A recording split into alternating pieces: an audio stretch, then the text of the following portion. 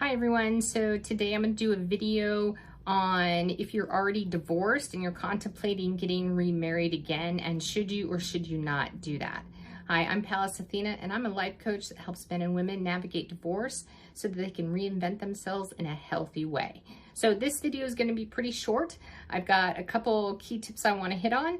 So the first thing is your divorce is over, you're now in this new life and you're wondering, should I get married again? Maybe you found somebody, maybe you haven't found somebody, and you're thinking, whew, yes, maybe I should or I want to.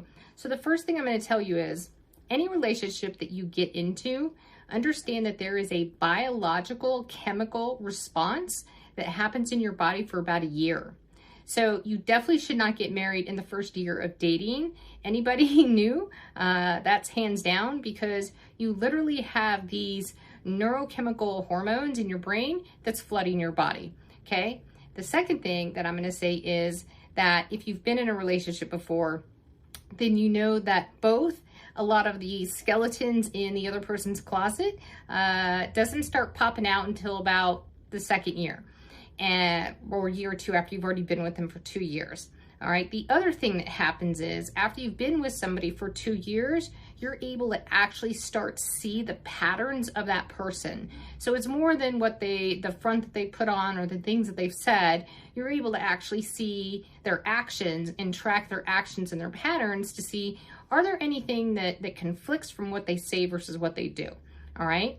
And the third tip I'm going to give you is reflect on red flags. So when you look back at your divorce and that relationship, what were the red flags that you knew about that relationship out of the gate? And did those change over time or no? Okay, most of the time they don't.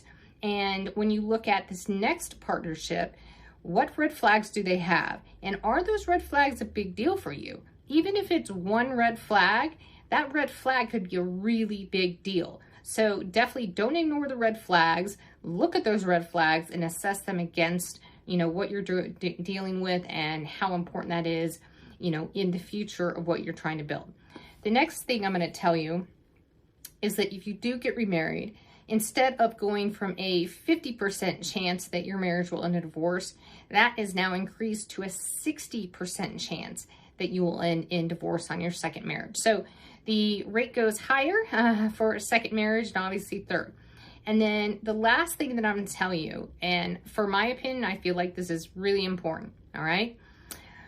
In one of my other videos, I mentioned that marriage is a business contract. I know a lot of us don't like to look at it like it's a business contract, but it's a business contract when you actually marry somebody. So my last tip is, if you decide to get remarried after being married a first time, get a prenup. Get a prenup. A lot of people that get divorced end up getting divorced in their 40s or 50s, some even in their 60s. And at that point in life, are you able to financially start over?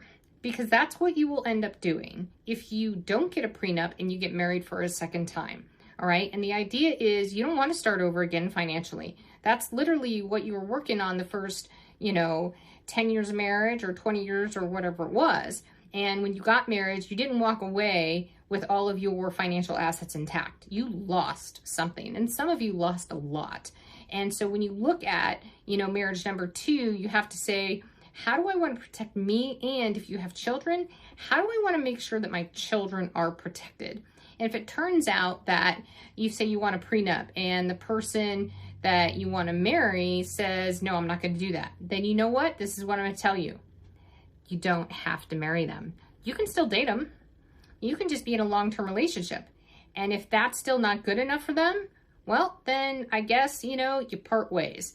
Understand that you can structure a prenup in any way that you want to, as long as you get a lawyer involved. All right. So if you don't want them to have anything, you can write them in the prenup. If you want them to have something, you can write it in the prenup.